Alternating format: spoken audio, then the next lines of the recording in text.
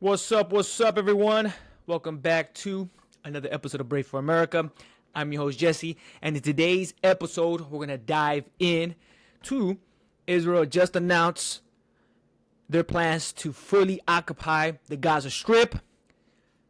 Also, why does the United States provide so much aid to Israel for the past couple of decades? The mass displacement of Palestinians in the Gaza Strip, Germany ending military aid to Israel, AIPAC's influence on American politicians, and of course, Donald Trump and his current administration are bending the knee to Israel, and much more. So let's go ahead and dive in.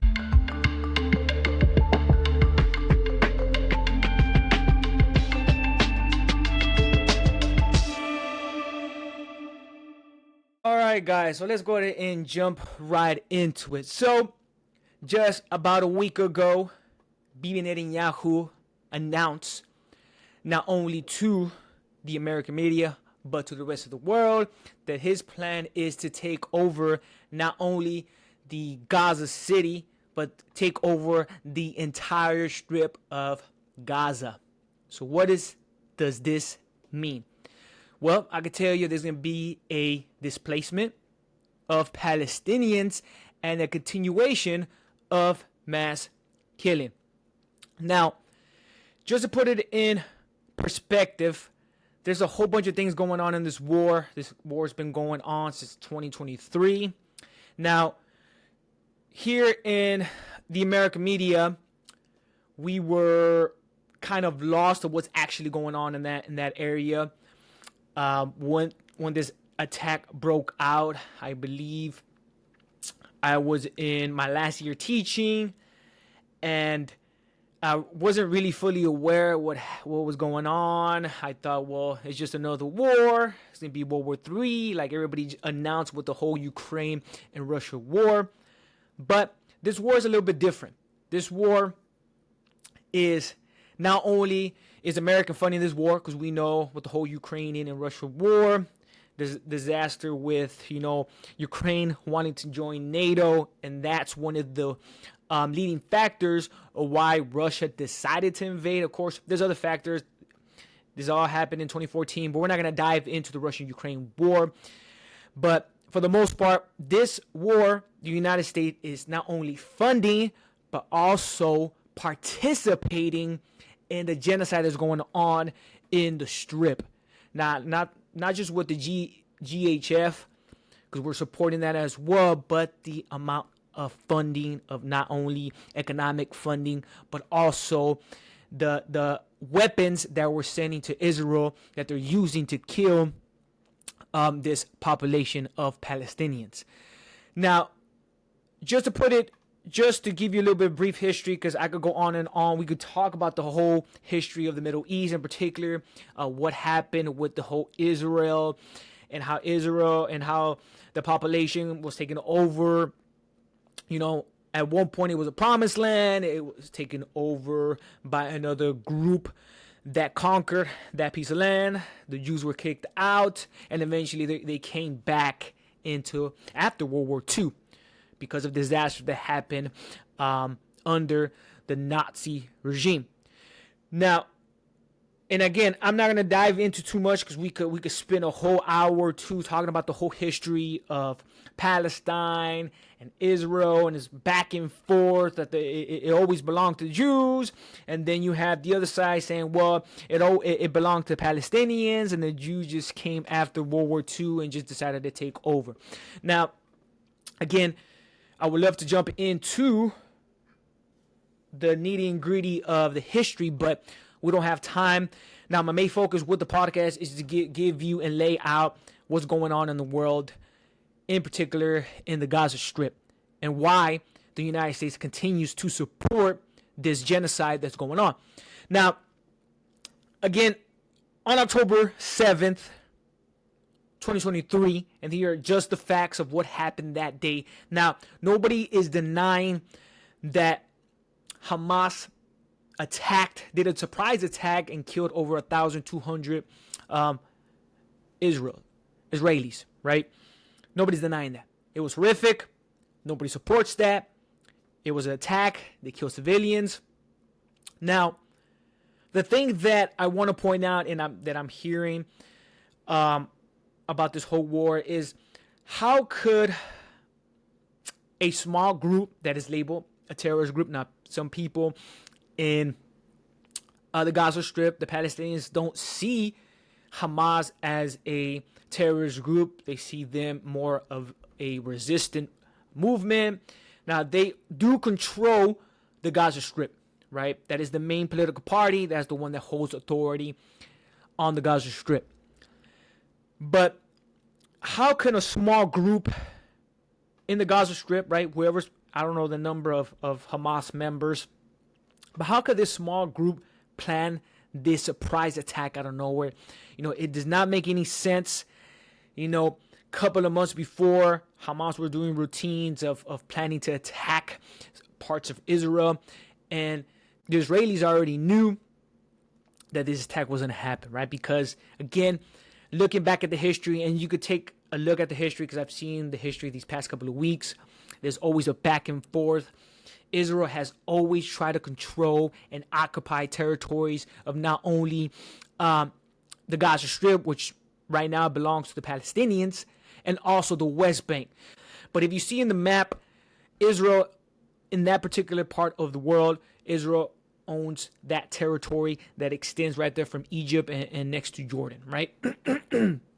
But within Israel, there is a two-state solution that belongs to the Palestinians, which is the West Bank, which is the bigger territory.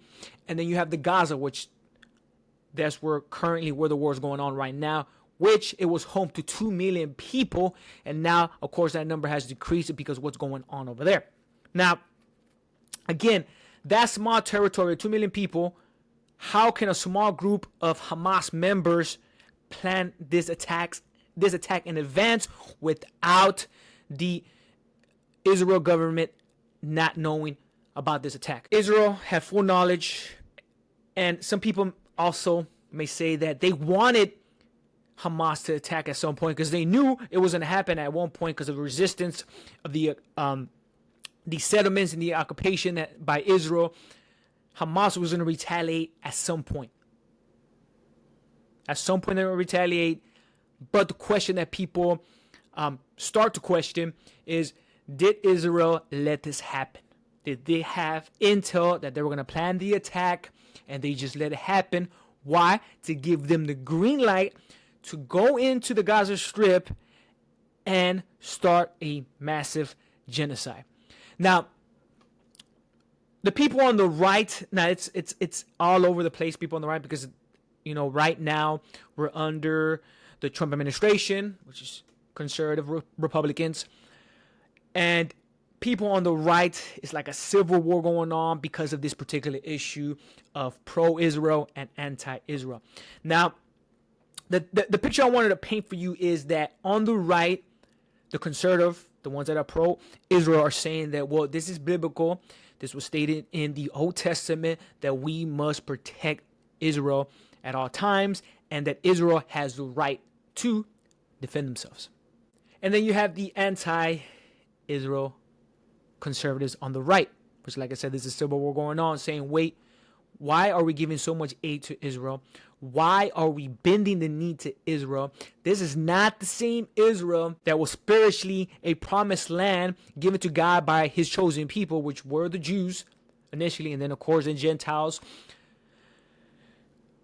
But that's the war that's going on. That's the civil war that's going on, that people are going back and forth. And again, people are starting to question, why is the conservative right, especially this administration and current administration, because it's just not this administration, which I'm going to lay this out for you. Why do we continue to bend the knee to Israel? It seems like it's Israel first versus America first. And that's what's going on. So that's pretty much the facts of what happened on October 7th, 2023. Now, to jump into some of the stats that are going on in this war, right? Now, I do want to lay out not only what happened on October 7th, but ever since the war started in 2023, what's been going on. There's a whole bunch of photos, videos, servicing online, in particular, mainly on X. But I don't have X, but I've seen the videos on YouTube. I've seen people reposting stuff on Instagram. You see that there is something going on in Gaza, right? You see these buildings being destroyed, schools being blown up, hospitals, homes, and you see this group of people being displaced, getting moved out of their homes, living in tents, kids that are being blown up, women that are being blown up, limbs everywhere. People are starving to death. And keep in mind, there's only one hospital that is functioning, that's helping these people that are being blown up in the Gaza Strip. And not to mention, there's also a blockade going on in Gaza Strip. It's been going on for a couple of months, and I think I'm not really aware of the timeline, how long this blockade has been going on, but pretty much what's going on with the blockade is that there's no exit or entry into Gaza by sea or air is permitted, which means there's no access to food, there's no access to water, there's no access to energy, medicine. All these stuffs are not going into Gaza because the Israel government is having a full blockade of the Gaza Strip, and they're controlling it by now allowing these people to get the stuff, the necessities they need. Now, I also want to keep in mind with this whole blockade thing, there's only 3 crossings in and out of Gaza. 2 of them are controlled by Israel, and 1 of them are controlled by Egypt. Like I mentioned, there's no access to food, there's no access to water, and there's no access to medicine. Now, the reason I want to highlight this on the podcast is because, again, people are denying that there's not a genocide going on over there, in particularly the Trump administration, which Trump had came out and said, yeah, no, people are starving, but he still hasn't said that there's a genocide going on. You have the Charlie Kirks. You have conservative rights denying that this is going on. Regardless if what side of the political spectrum you fall on, whether it's left, right, in the middle, we could clearly see that there's something going on in this area. And for people to deny it, for example, Charlie Kirk, he keep denying that there's not a genocide, that there's not war crimes, that these Palestinians are not getting murdered. He keeps denying it. But when you see these videos, you're seeing these people who's really for the best interest of America and who is the best interest for Israel.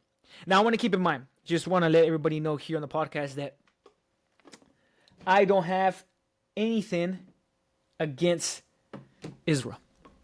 I don't. Or the Jews to be quite frank with you. There's not, I have no issues with that.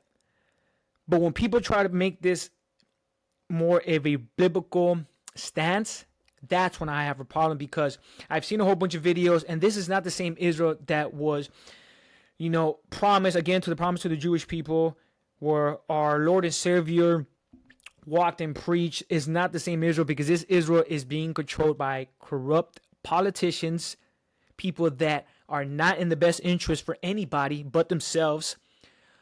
So this is nothing against these groups of people of Jews. This is towards, and my take on it is towards the Israeli government. That's what it's towards. In particular, Bibi Netanyahu, which he has a track record of saying on record, there's videos that have surfaced where he clearly states that he wants to dismantle and destroy the Palestinian population. Right? Those are not the exact words he said, but pretty much that's what he said, that he wanted to get rid of them. And he's going to do all means to get rid of this population. And what is he doing now? He's been in power for a long time, guys. He's been in power. He's the longest reigning prime minister in Israel. And it comes to find out that not only did he say that about the Palestinians, but he also was on trial, which is put on pause for some reason, on trial for corruption, for bribery, for taking these lavish gifts from these world leaders, these rich people, so he could shift and change policies He was on trial for this back in, I think in either in 2019 or 2021. I can't remember what year, but it's been put on pause because he's the prime minister and he's leading this war effort in Israel. So again, there's nothing against the Jewish people. There's not, because people are going to come back and say, well, and this is the first thing that the conservative right, especially those that are pro-Israel, are going to call you an anti-Semite. That's the first thing they're going to call you. Well, are you anti-Semitic? Are you anti-Semitic? Oh, you hate the Jews. You are for Hitler. No, it's nothing like that. We're starting, us American people are starting to open their eyes and visually see for ourselves, because there's a whole bunch of stuff going on and a whole bunch of people coming forward, which I'll elaborate in a little bit, that this war is actually going on, and United States are helping funding this war and using our weapons, allowing Israel to use our weapons to destroy another population and having kids and women destroyed. Now, I haven't said the number yet, but there's a lot of news outlets, a lot of ways of collecting the data, but people are predicting there are at least 70,000 plus people that have died in this war, compared to the 1,200 that happened on October 7th. And I'm not denying, I'm not making one better than the other. I'm just saying, look at the large numbers that happened. 1,200 people that died on October 7th versus the 70,000 people and the continue of killing that's going on in the Gaza Strip, right?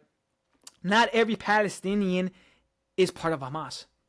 And that's the same excuses they're using, especially Bibi Netanyahu, that Hamas must be destroyed, that Hamas is using these Palestinians, the women and children, as human shields. Those buildings that are being blown up are booby traps by Hamas. It's not us. They're saying that all these videos of starving kids, women, people fighting for food, people that are really hungry and are getting shot at these distribution sites, that are all fake. How in the world is that fake if everybody in the world is seeing what's going on? And again, the worst is that the United States is helping this war, and we could stop it on the snap of our fingers. I don't know why Israel has so much control over America. And again, like my last video, it seems like they have some kind of intel on us. They're blackmailing our politicians. They have so much control over our politicians. It's just literally, it's sad, because it seems like it's Israel first before America. And again, we could stop this war and the snap of our fingers by us stop giving us aid to Israel, and for them to stop using our weapons, and we can end it like that. But guess what? This administration is not doing that.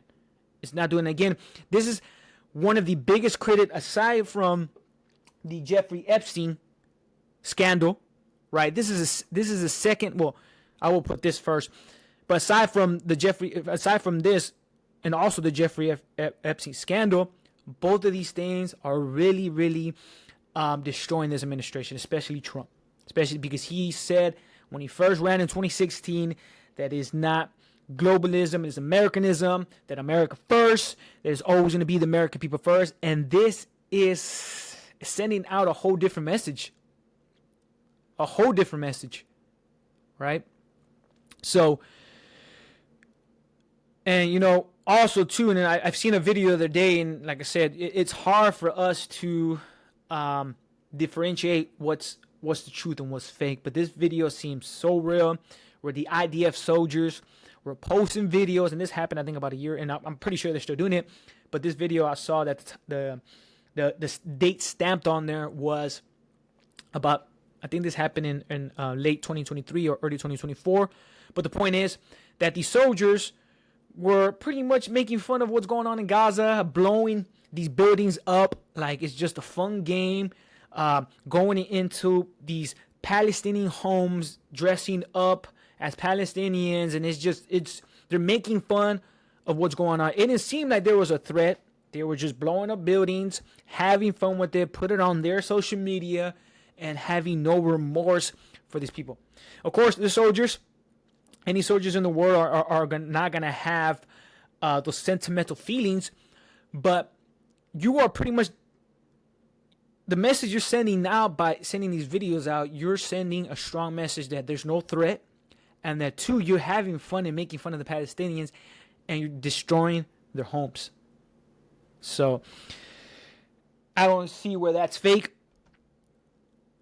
You could argue back and forth about that, but there's nothing fake about that, right? So we have to really, do the now you don't really have to do any deep digging, because you could put up multiple news outlets, multiple articles online, and you see exactly what's going on.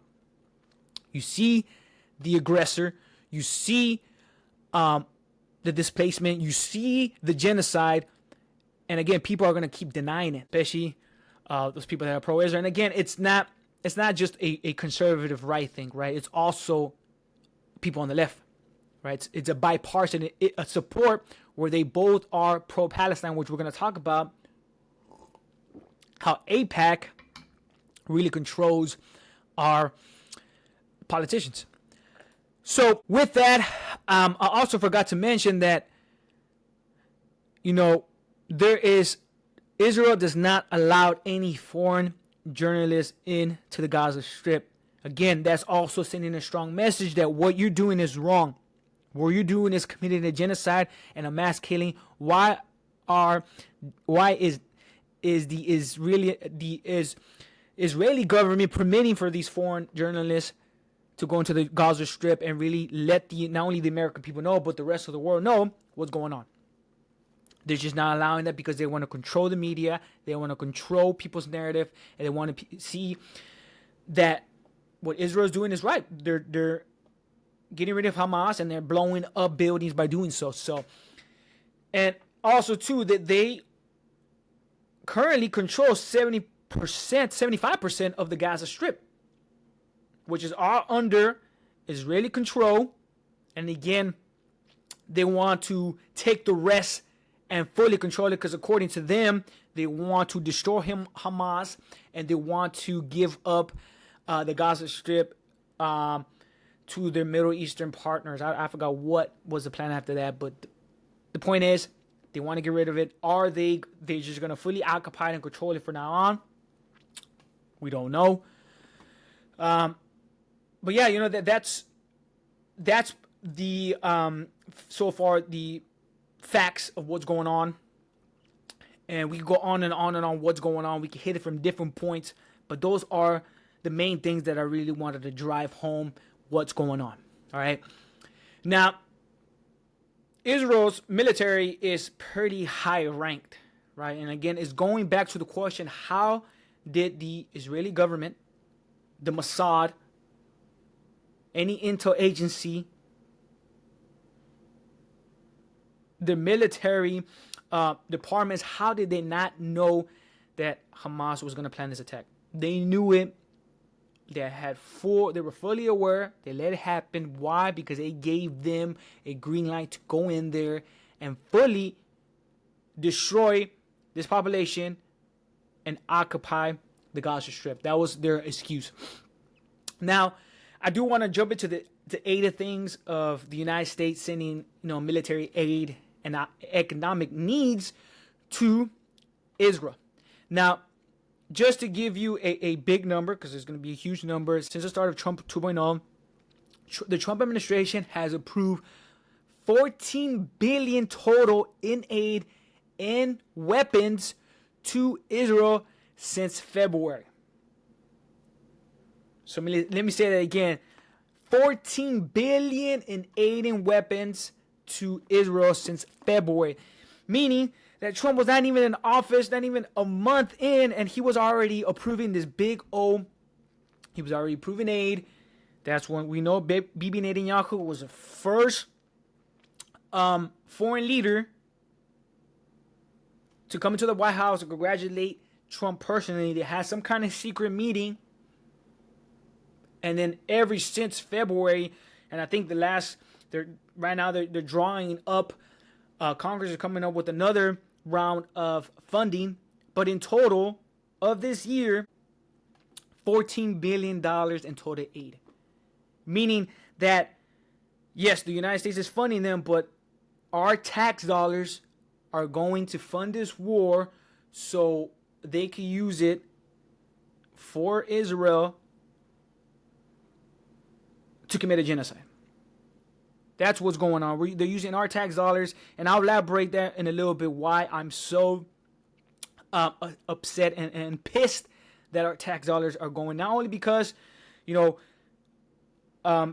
using it to destroy a population, but they're using our tax dollars to fund this war.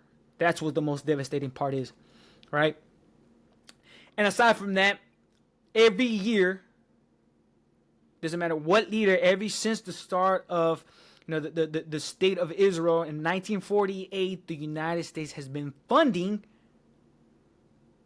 at least $3.8 billion in aid annually. So this is not the first time we're funding them because of the war and what they need. Our weapons, they need our funding to help them defend themselves against Hamas. The funding was there way before the attack on October 7th. Way before. So to say that, we're just funding them to help them out in this war. No, we've been funding them from the start. In particular, ever since the 1970s, that's when we started amping up the aid, but it mainly went towards military aid, where the United States fund Israel's government, provided them weapons to make sure they defended themselves, because according to them, it is the only democracy in the Middle East, which is true. But we've been bending the knee to Israel since the 1970s. This was in the midst of the Cold War, and we're providing all this aid, especially in military. So the United States made sure that Israel had some kind of upper hand and leverage in military equipment, technology. That's why you see this technology and advancements they're using in Israel, why they're able to defend themselves and why they're able to have that great advantage against any Middle Eastern country in the world, right? And keep in mind that the United States was the first country to recognize Israel as a country in 1948. And again, somehow there was these close ties. Like I said, we all know that this was the Jews' promised land. Something happened. They were conquered by another civilization. They were displaced all over Europe. Somehow they came back to their promised land and they were able to take it over.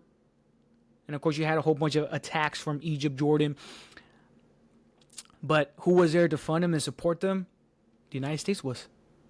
The United States was always there and has always been there to aid Israel.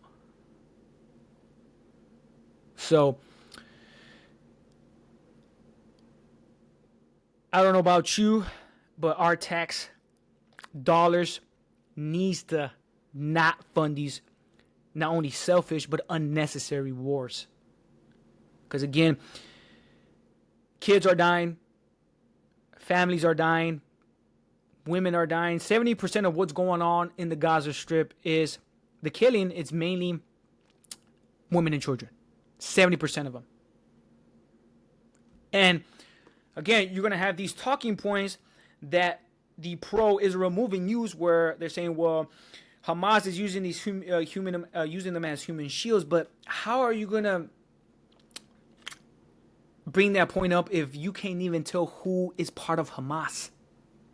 Right? And it's devastating, right? Because the United States is helping fund this war. We're helping them continue. We're continuing to fund this war and continue to allow them to commit these mass killings without any consequence. When just in the snap of our fingers, the moment we stop aiding Israel is the moment that this war stops. So at this point, the Trump administration, the United States government does not have the cards. They don't.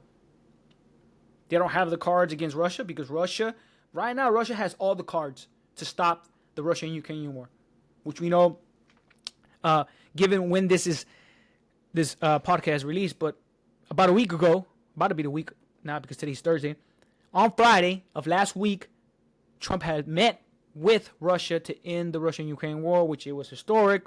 It was the first time that in a long time that Putin came to America. They met in Alaska, but there was no really peace deal yet. They're saying that there's a process, right?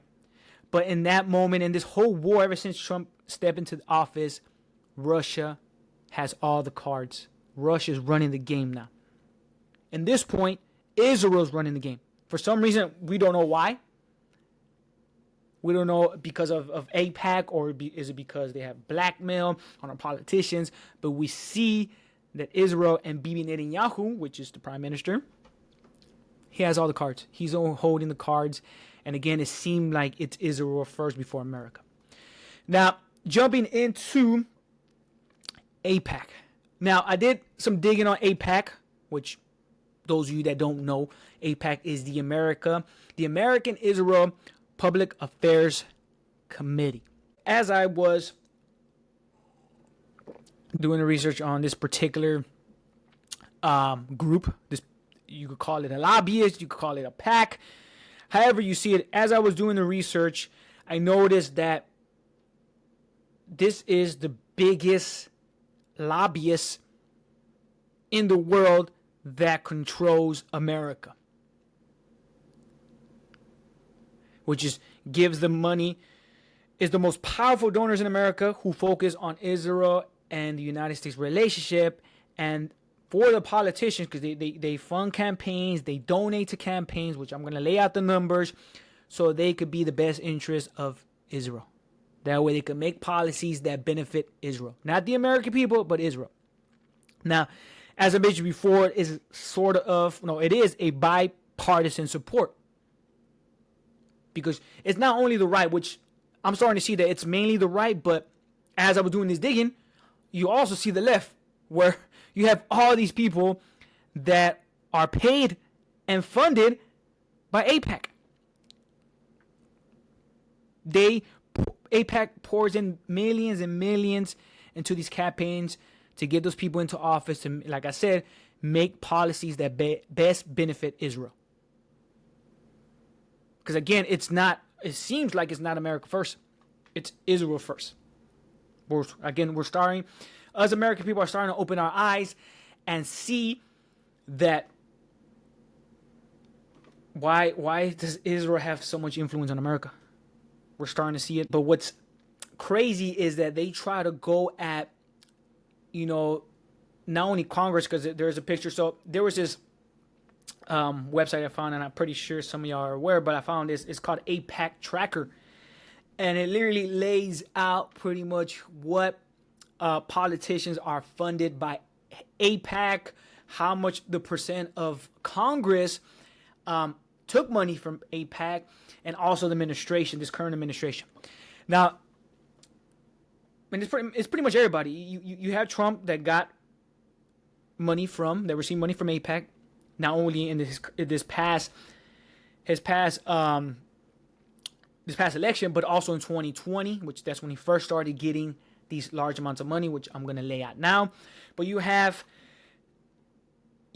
Trump, you have J.D. Vance that received some money for them. You have Marco Rubio, which Marco Rubio received so much money for them, which, I mean, that's just crazy.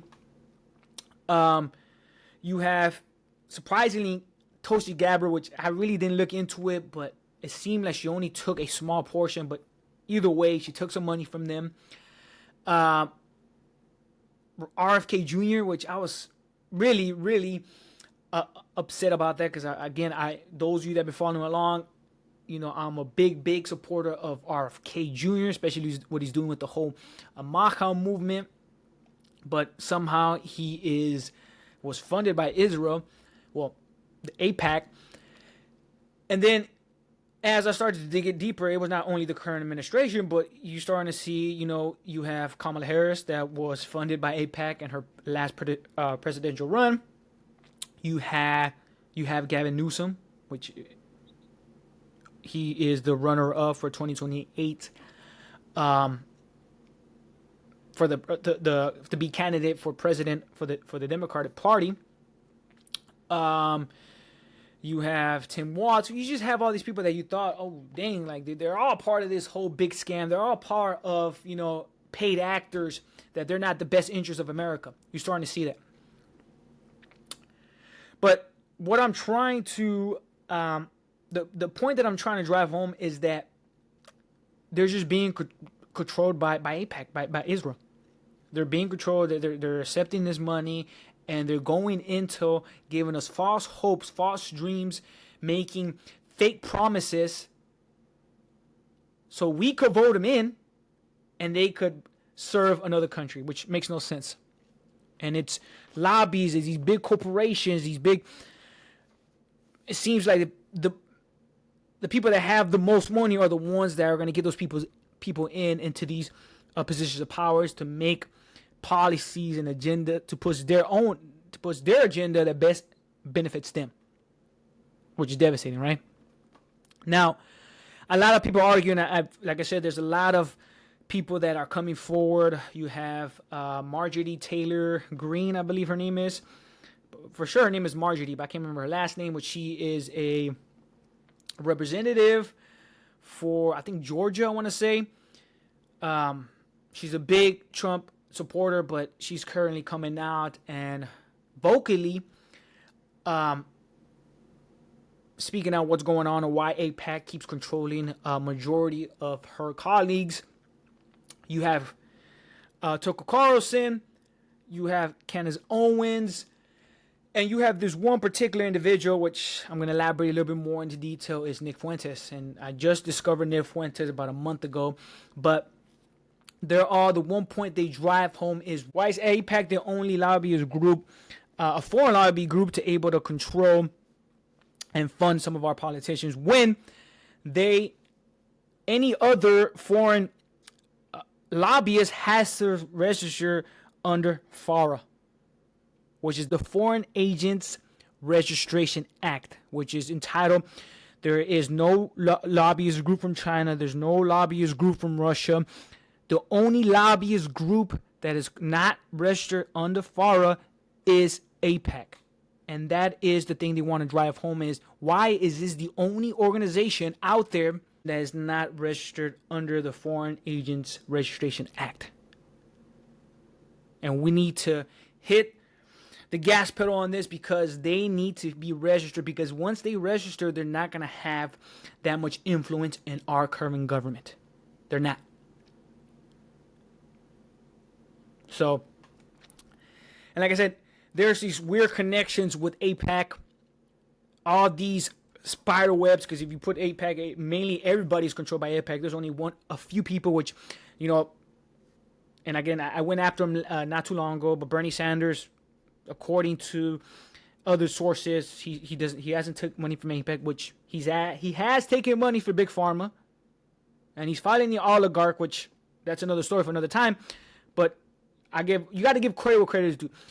Bernie Sanders is not taking money from AIPAC. AOC, which I dislike the woman, she's a socialist. She is not the best interest of America. She's the best interest for destroying America. But you got to give what credit is due, and she's not taking money from AIPAC. She's taking money from other organizations like Google and other big corporations, but she's not taking money from AIPAC. Now, on the website of AIPAC tracker, there is some. Also, there's a list, because again, I just discovered this website. This website is I don't know who created it, but it gives you so much information about AIPAC. But you also see the people that are not funded by AIPAC just yet. So that is crazy, and it also tells you also that the freshmen that join Congress as freshmen, somehow AIPAC gets a hold of them and takes them on this lavish and relaxation trip to Israel, so they could be in their pockets, so they could control them. I believe who came forward and said, I think Matt Gaetz, the one that was supposed to be the Attorney General before Pam Bondi, under this current administration, he came forward and said, yeah, that's real. They take all the freshmen to this lavish trip to Israel, so you could bend the knee to them, so they could have you on their payroll,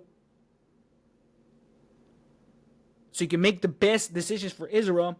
So you can have some kind of ties with Israel, but they're also seem like they're also spying on you to see if you kind of mess up, to see if they could get any intel or blackmail on you. So it's weird how AIPAC works. Now, also too, which I didn't know, is that AIPAC it also has influencers on their payroll. Influencers are on the payroll, and the more I think about it, I was like, it makes sense, because these people on social media are saying, well, no, Israel has the right to defend them, so they keep using the same talking points, and it makes me think, well, on this AIPAC tracker, it doesn't say what influencers, but, and I didn't do the deep dive on that, but you could tell which ones are already paid by AIPAC or some kind of donors from AIPAC, and I think Turning Point USA is one of them, which is Charlie's organization and his big movement, Turning Point USA, which it's originally I thought it was a fantastic movement because it's pushing conservative movement. It's pretty much pushing conservative ideas and how the young people are shifting to the right. But you also start to question, especially because Nick Fuentes questioned this a lot. You're also starting to think that when these topics are brought up to Charlie, when they try to give him pushback, he always goes back to the same talking points. Israel has the right to defend themselves. Who started the war? Hamas is using humans as human shields. It's biblical for us to protect Israel.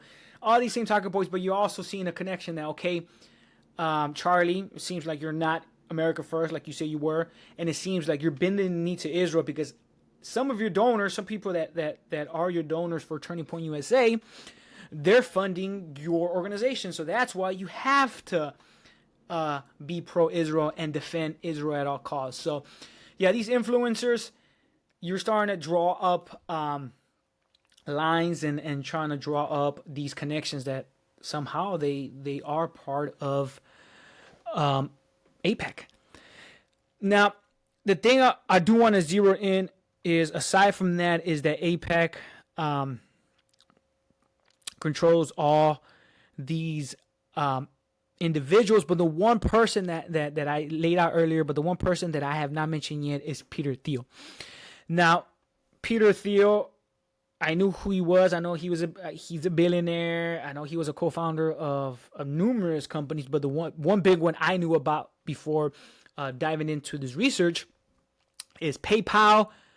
And now it comes to find out that he is also a co-founder of this big company called Palantir. Now, I did not discover this on my own. I did hear Nick Fuentes and the way he laid it out and the crazy connections, which, again, those of you that have not heard about Nick Fuentes,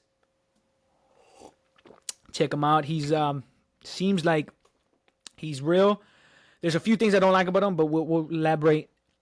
Well, a few things that he says. But aside from that, Palantir is a data analytics company, which they're known for collecting numerous data. They have numerous contracts, especially under this administration, because it started mainly in this administration. With the Trump administration, they use their contracts for not only for the data analytics parts, but also the surveillance and AI portion of it, because this is a big company where it takes a whole bunch of data, but it also uses it to improve technology in ways that kind of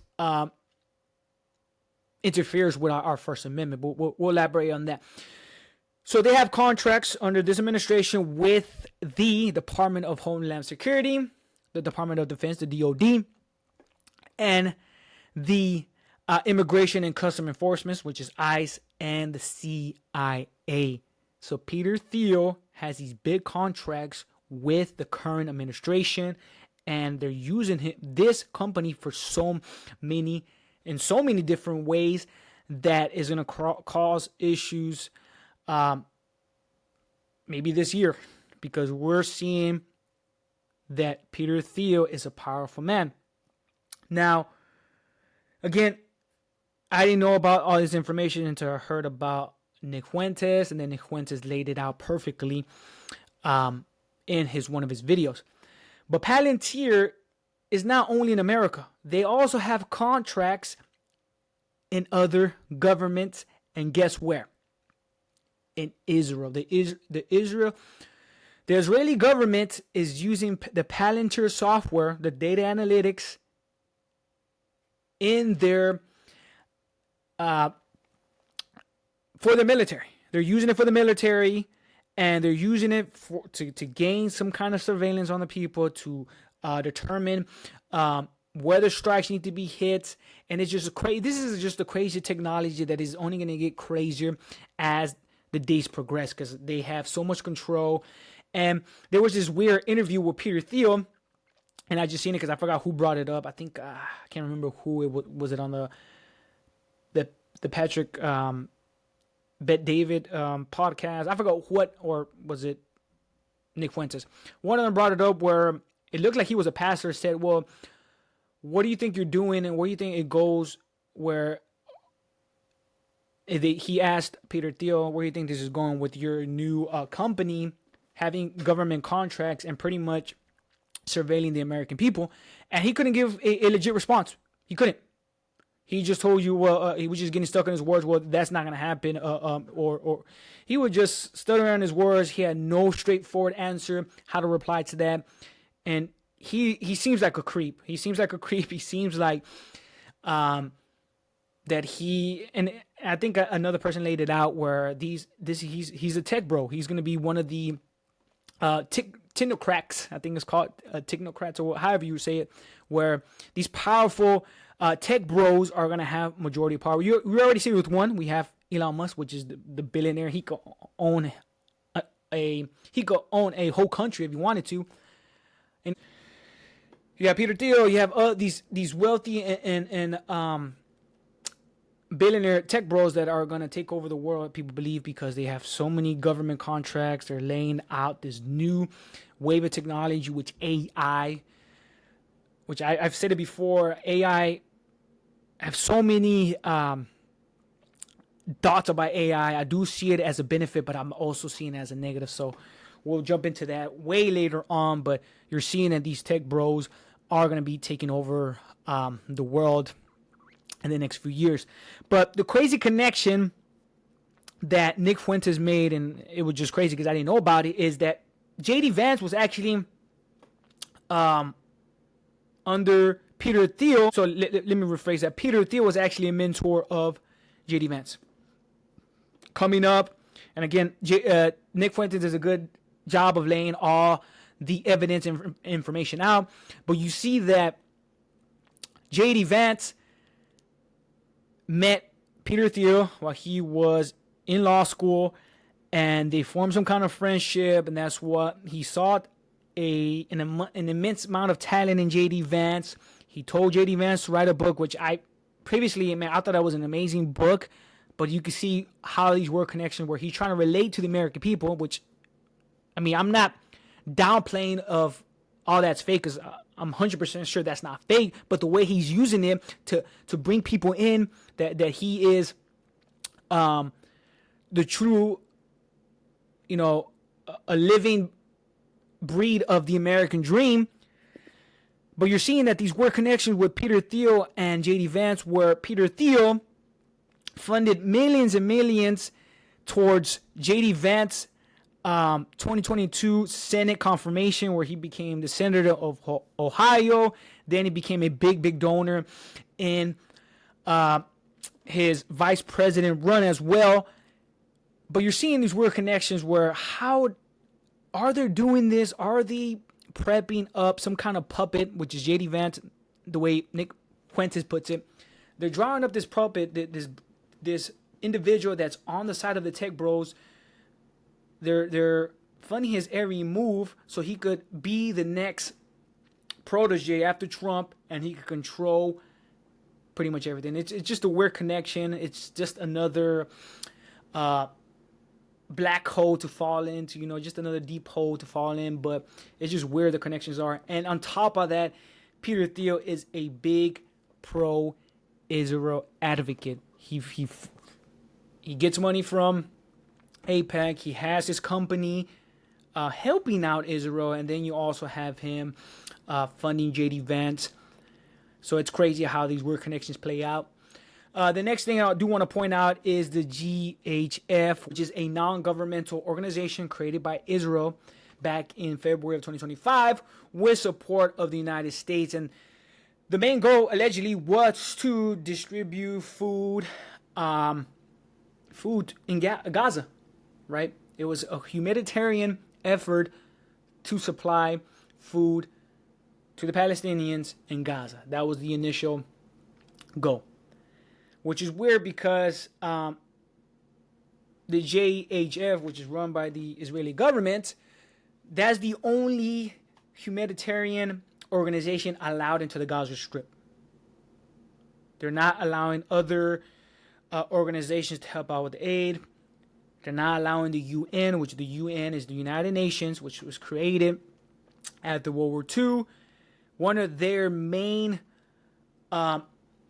duties or efforts, I should say, is to help in humanitarian efforts where if there's something going on, something devastating going on, they step in to help and provide as much as aid as they can.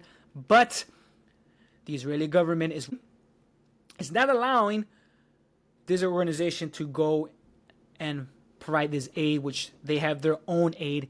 And it's crazy because,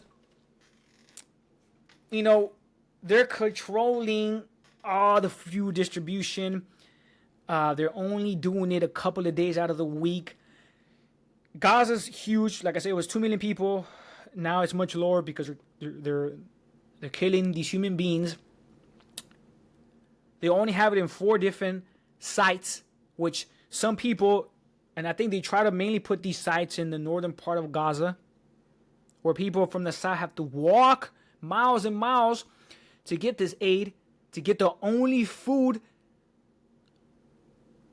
where they have to walk miles in the heat, barefooted, starving, haven't ate for days, no water.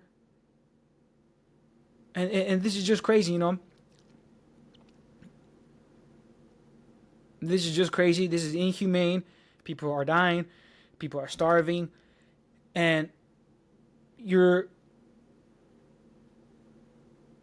the Israeli government is not only attacking, but at the same time, you're also providing aid. It doesn't make any sense. You should allow another organization to go in there and take over the aid part while you handle. I mean, you shouldn't be doing what you're doing, but it contradicts what they're doing, because not only do they have to walk, these Palestinians have to walk miles and miles to get food, and sometimes if you see the video, it's sad.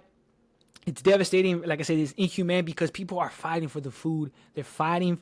They seem like they're, to be honest, they're like, it just seems like they're treating them like dogs, because they're coming in pans and they just put the food out, and the people are fighting for the food because, again, they're starving. They're not thinking about others but about themselves and their family, and they're going to push everybody out the way. There's people fighting, beating each other up, taking people's food, and then also, you have kids that want to go to these sites, but they go at the last minute where the adults take everything and they only get the crumbs on the floor. It's like I said, they're treating these people like dogs. Not only are you destroying their homes, you're destroying every building, but you're also you're taking their human rights away. You're treating them like animals. And again, it's sad.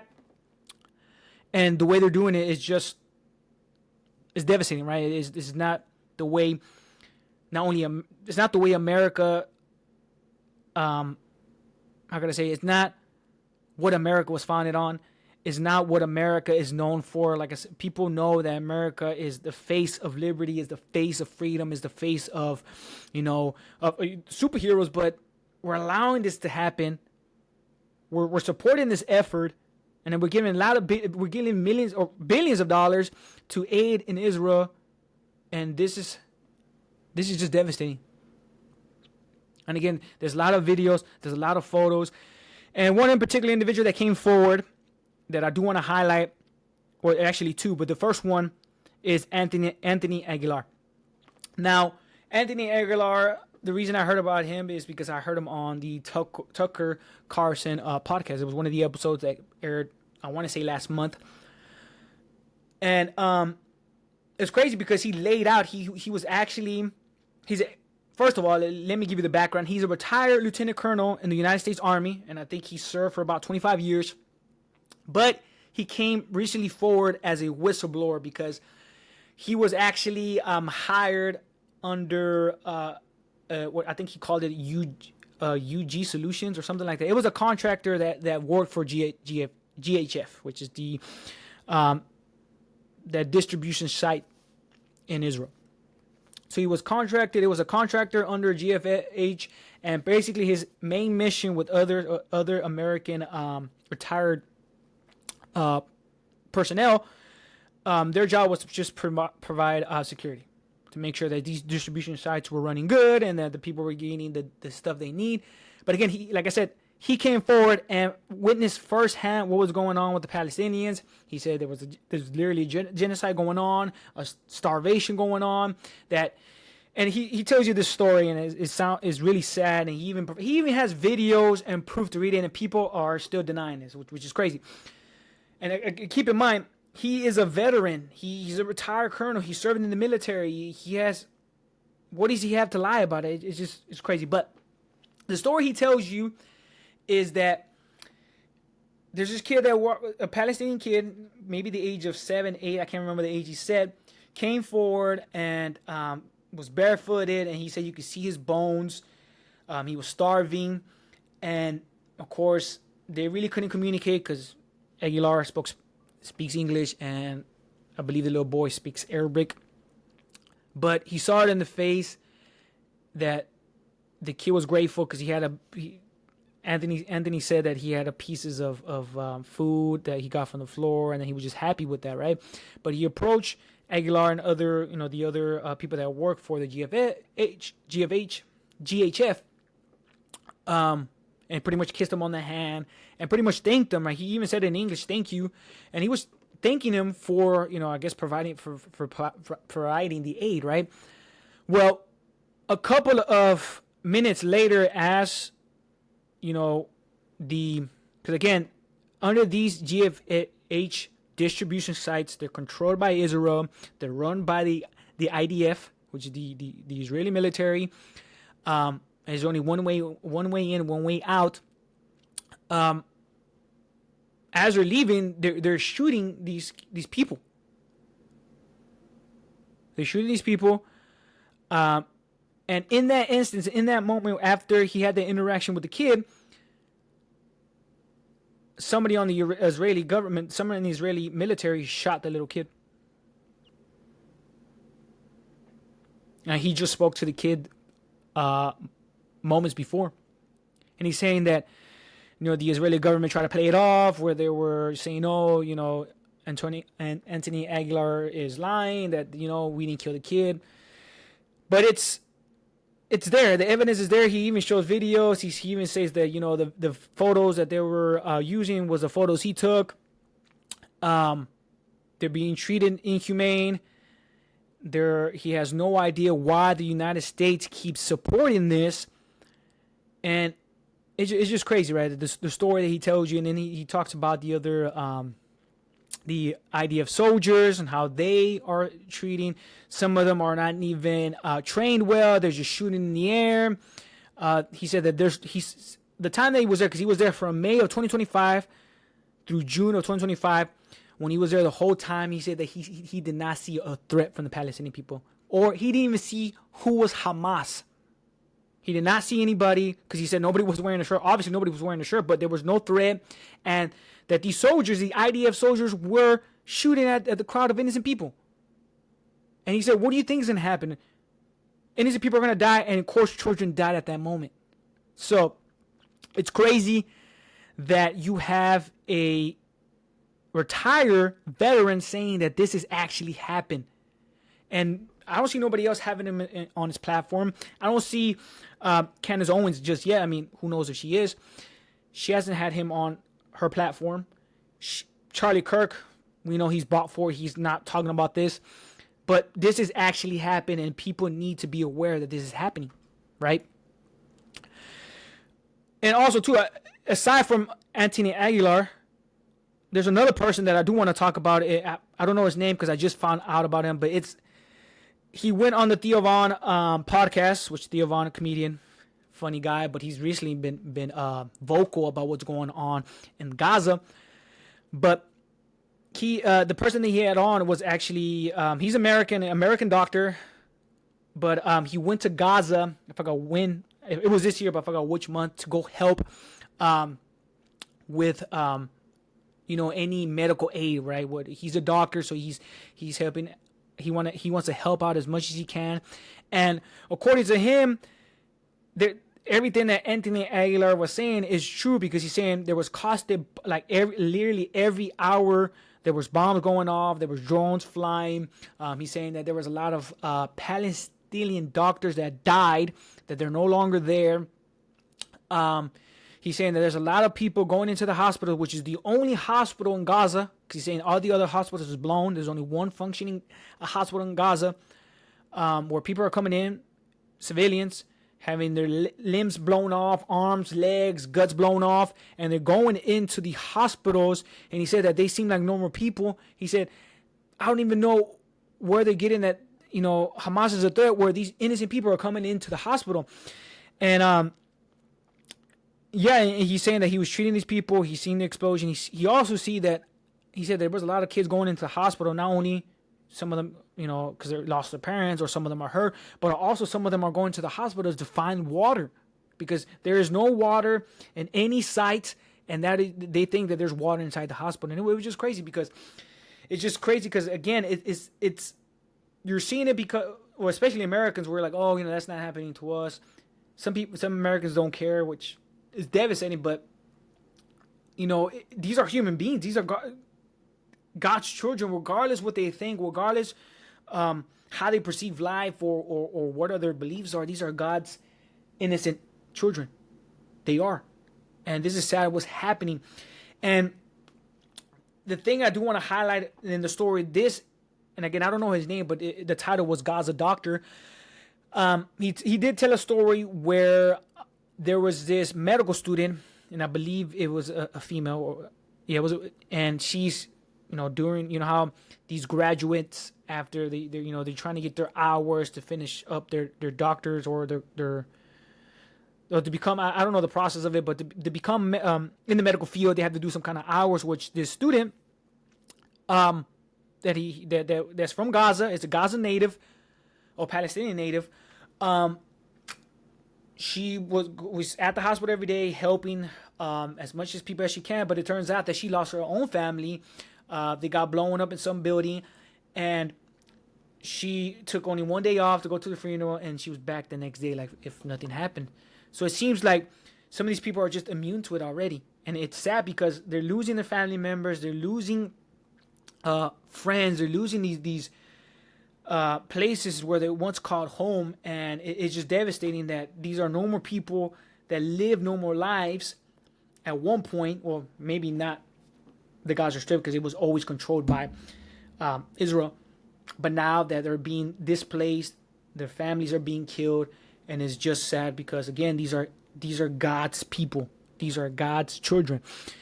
So, and he also brought up another point that, in these distribution sites, that majority of the people that were going into the hospital were people being shot at and killed by the IDF at these distribution sites. He mentioned that at least 200 people, when these distribution sites were going on, that were going to the hospital because they got shot by the IDF. And of course, in most instances, they died. So, what's going on in the world, it's devastating, but this part of the world in the Gaza Strip is the most saddest thing that's going on since World War II. Since World War II, because we did see under the Nazi regime what's going on, under Hitler's control, where he had these concentration camps, where he pretty much tried to eliminate the Jews. But then the Israeli government is doing the same thing to the Palestinian people. And it's sad. It needs to stop. We need to stop funding we need to stop funding this war, in particular Israel. So before I close it out, guys, I do want to mention about Nick Fuentes. Like I said, I discovered Nick Fuentes not too long ago. It's about to be a month now. it seems like he's America first. Like he's calling out Candace Owens. He made a whole video calling out Tucker Carlson, which Tucker Carlson has this weird connection with the CIA, which is pretty weird. Going after J.D. Vance, going after Trump. And just to keep in mind, he isn't conservative. He's a conservative. He's Catholic. But he's going after these conservatives, going after Charlie Kirk. And I don't know, man, the way this guy's able to make these connections, able to find these dirt on these people, how he's able to unpack the whole Israel influence on America, which he's been, according to him and according to other people I've seen, he's been the leading movement of going against Israel, right? And he was banned from YouTube, banned from Instagram, banned from Facebook, all these social media platforms until, of course, X came back. But he's doing it big. He's on, not only on X, but he's also on Rumble. And it seemed like he is the new wave. Now, the only thing that I want to point out that I don't like about Nick Fuentes is that he does cuss and he does use the N-word a lot.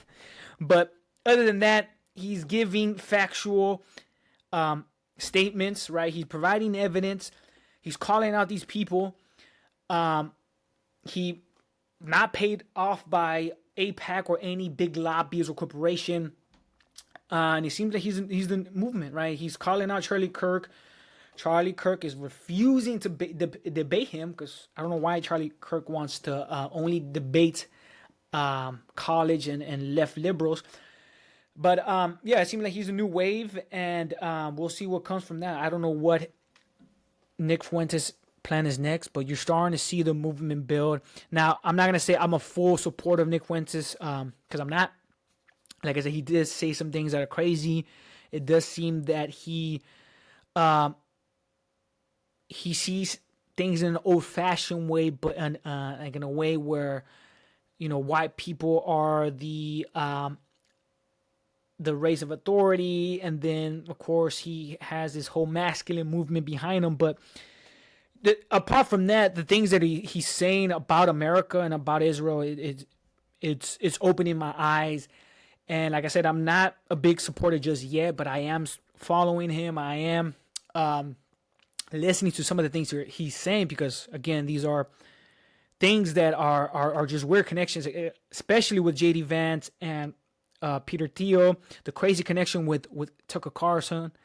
He also mentioned, I mean, he had this whole falling out with Candace Owens. Well, I wouldn't say falling out, but this whole debate not too long. And that's how I discovered him, actually, when Candace Owens brought him into her podcast.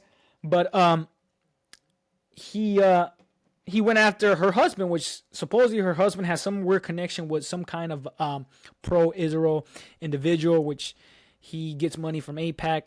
Not Candace Owens' husband, but somebody in Candace Owens' husband circle, which I think his name is George.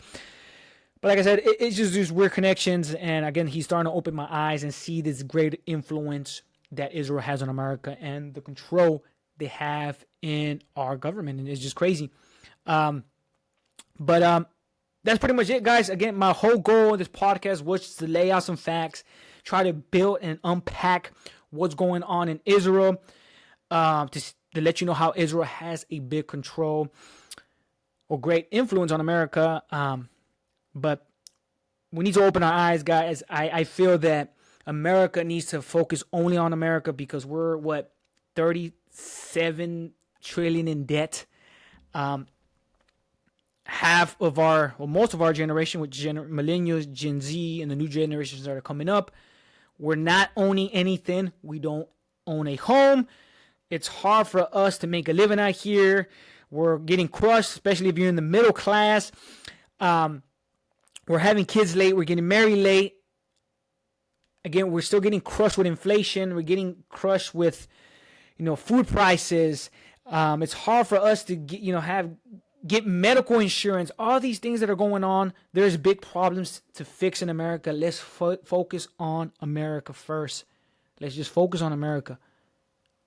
Let's make sure that each generation is good, that they're not only are right with God, because I feel like I believe that's one of the pillars of the American dream in my eyes, is to have a great relationship with God, to gain to build and gain wealth comes second. To build a family comes after that. Or actually, you know what? Vice versa. I think building a family comes first, because I think we need strong foundations to build a family, and then you build wealth.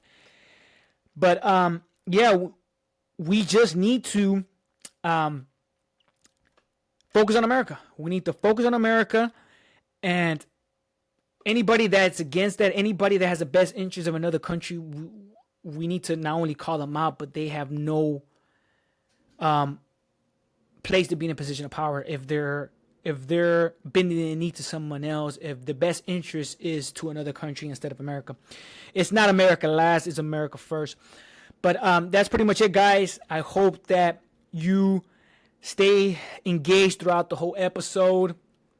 Like I said, I try to lay out every point of what's going on, try to hit every point that I could hit that involves Israel's influence. But tune in to the next episode. I don't know what the next episode is going to be about, but still working on that. For this episode, it took me a while to get the facts together, to get the evidence together, and put this piece together. But hopefully you enjoyed it. Hopefully you got some good insights. If you have any pushback, anything that you want to let me know, anything that I gave you false information about, you can lay it on the comment section below. Give a thumbs up or hit the notification bell so you can receive notifications when new episodes drop. But that's pretty much it for me, guys. Hopefully you have a blessed week. Hopefully you are being blessed. You are praising God more than ever, because we need God. Don't forget to stay brave for our Creator, brave for our Lord and Savior, Jesus Christ, brave for our loved ones, and of course, let's be brave for America and the truth. Have a good day, everybody. Bye-bye.